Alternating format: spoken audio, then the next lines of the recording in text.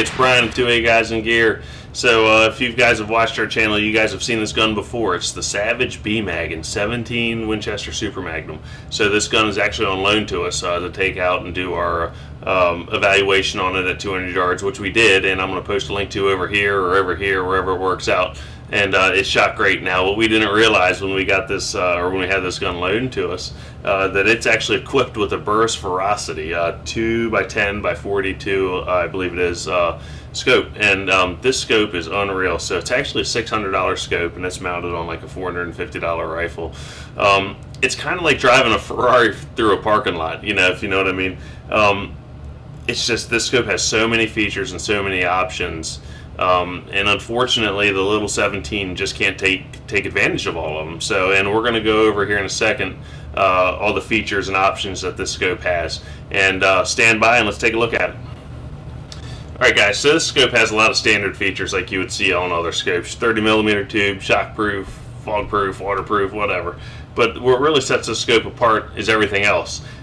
Just like most Burris scopes, it has the forever warranty, which is a really cool feature. I'm all about the warranties, so that's nice.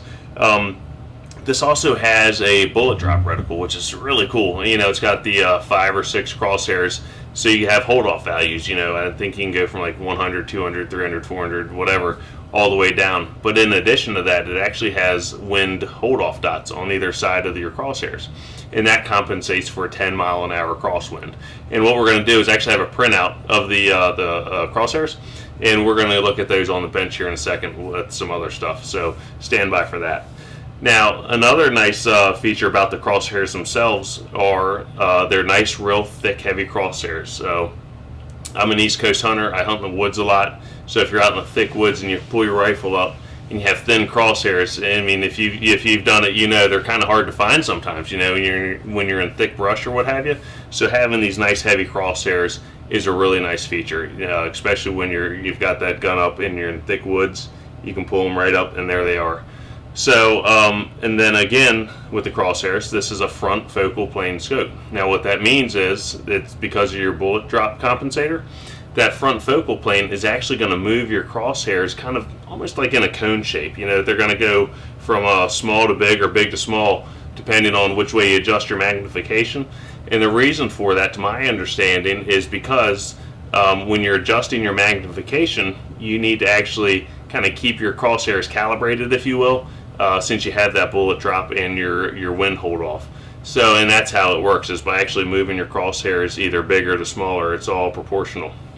So that's really neat. So I'd love to try it out. I don't think we could do it on the 17, but if we hooked it up to a 300 Win Mag or a 308 or something like that, I think it would be perfect for it. Now, another nice feature about this is your magnification adjustment. You've got this huge knurled knob back here, and what really sets this apart from like the small dainty magnification knobs is when you're out hunting. You've got your big heavy gloves on. A simple gross motor skill like that will sit there and turn that knob, no problem. Now, another feature that it has, which is kind of neat, I haven't had a scope with this before, it actually has a reticle focus, or basically a crosshair focus. So that way you can get your crosshairs nice and crisp. When you're looking at them, there's no haze in them, if you want to call it that, no blur. So they're extremely crisp, and it's set right for your eye. If somebody else wants to shoot it, you know, your friend or your son or whoever, your wife, you can simply make an adjustment to it, and you're back in business. Now, it also has the standard quarter MOA adjustment for the for your windage and elevation, and it has, I think it's 70 MOA of adjustment for elevation and 50 MOA of adjustment for your windage. So it kind of gives you a full range of adjustment, which is pretty cool. Now it also has a threaded objective. The nice thing about that is that will accept a sunshade. So I guess I could take it or leave it with the sunshade. I've really never had a scope that had one before. I've only had one time where I've ever needed it, and that was at the shooting range. That wasn't out hunting or anything like that, so it wasn't a deal breaker that I didn't have it. But it's kind of a nice feature, and I guess if you're spending $600 on a scope, it's kind of nice to take all the features you can get.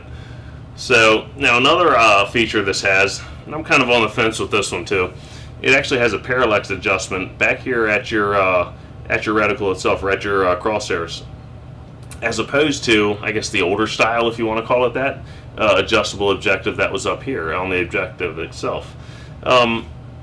The reason, I don't know, I think it's a nice thing because it's really ergonomic to have it back there. You know, you're sitting there with your rifle in your hand, you can easily adjust it and all that, but unless you're doing some you know, super accurate target shooting or something to that effect, I don't know how necessary it really is. And the reason I say that is I'm a deer hunter. So if I'm shooting a deer 200 yards and I've got a target like that big and I'm aiming for the center of it, if I'm that far off, it's not really a big deal. So I mean, you know, that far off with the 300 Win mag, it's going to take the deer out. So I think that's nice for certain situations. I don't think it's required for everybody. But again, like I said about the sunshade, if you're spending $600 on scope, you take all the options you can get. So I think overall it's a really nice scope. I like it a lot. And what I want to do is I want to go over here to the bench and I want to show you guys some printouts that I got off of Burris's website. And what that does is it'll actually show you all their bullet drop compensation trajectory charts is basically what it is. So let's head over here and check it out. All right, guys. So here we go. Like I was saying, nice big bold crosshairs for picking up your crosshairs real easily in the woods.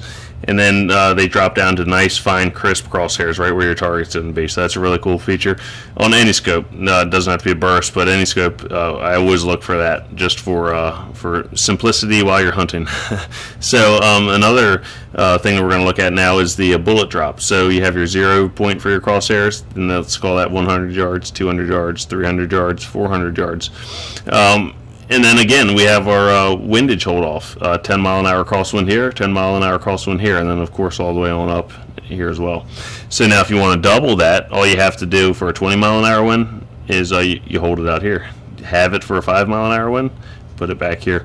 So it's once you figure out what's going on here, it's actually really simple to figure this reticle out, but it's got a lot of nice features. So now let's come over here. Let's see if I can get this in here. All right, so the first thing we're going to look at is our scope. We have a ballistic E1 FFP.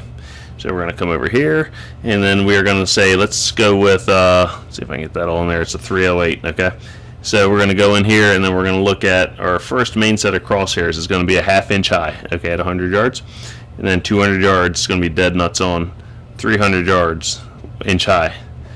400 yards, dead on, and then 500 yards, dead on. So as you can see, that is that's a nice setup if it truly works as advertised. Hopefully one day we'll get the opportunity to put this scope on a 308 or 300 Win mag, something to that effect, and check it out and try it out.